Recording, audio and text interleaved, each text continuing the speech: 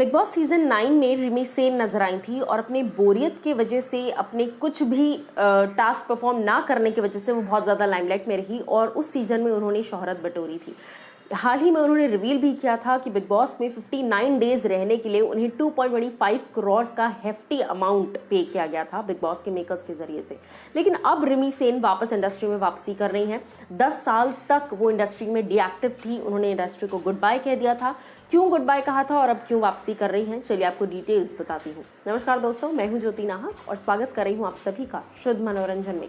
रिमी सेन से हाल ही में बातचीत की गई और रिमी सेन जो कि कई सारी अच्छी फिल्मों में, चाहे वो बागबान हो, हंगामा हो, गरम मसाला, धूम, दीवाने हुए पागल, इस तरह की कई सारी फिल्मों में अच्छा खासा किरदार पोर्ट्रे करती नजर आई हैं। इनफैक्ट क्योंकि जिसमें सलमान खान, करीना कपूर और रिमी सेन थे, बहुत सारी अच्छी अच्छी फिल्में की हैं उन्होंने, लेकिन उसके बावजूद उन्होंने इंडस्ट्री को 10 साल तक गुड बाय कह दिया। जब उनसे इस बारे में पूछा गया कि आखिर उन्होंने फिल्में क्यों छोड़ी, तो वो कहती हैं, I was doing quite well 10 years back, but I was only being offered comedy movies। मुझे सिर्फ कॉमेडी फिल्में ऑफर हो रही थी और मेरा क्रिएटिव एक्टर जो है, अंदर का क्रिएटिव सेटिस्फैक्शन जो है वो पूरा नहीं हो रहा था, जिस रीज़न से मैंने फिल्में छोड़ने का फैसला लिया।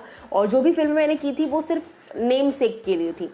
उसके आगे वो कहती हैं कि I wanted to work with directors like Shriram Raghavan, Sujeet Sarkar, Neeraj Pandey. In directors के साथ मैं काम करने का जज्बा रखती थी, काम करना चाहती थी, बट मुझे नहीं मिला। और जो भी मैं काम कर रही थी वो सिर्फ एक फर्नीचर रोल की तरह होता था, यानी कि सीन में सिर्फ मुझे खड़ा कर दिया गया या ना के बराबर महत्व वाले रोल्स होते थे। इसके साथ साथ इस वक्त वो एज अ प्रोड्यूसर वापसी कर रही हैं। मैं आपको बता दूं, जो लोग नहीं जानते, अब वो हाल ही में प्रोड्यूसर के तौर पर वापसी कर रही हैं। उसके साथ साथ जब उनसे पूछा गया कि 10 साल जब वो इंडस्ट्री में एक्टिव नहीं थी तो उन्होंने कैसे अपना गुजारा किया, तो उन्होंने कहा that I used to do a lot of events.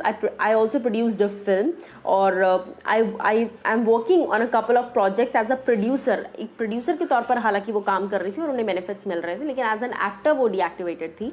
फिर उनसे कहा गया कि इतने लंबे टाइम तक वो इंडस्ट्री में सस्टेन कैसे कर रही हैं बिना काम के भी, तो उन्होंने कहा yes, the only reason was their PR which was really good।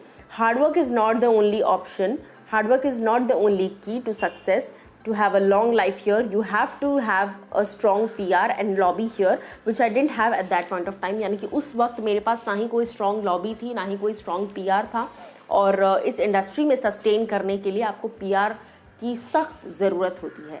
Well, Rimi Sen की इन बातों पर आप लोग क्या कुछ कहना चाहेंगे, ये आप हमें बताइए, और आप उनकी बातों से कितने सहमत हैं ये भी।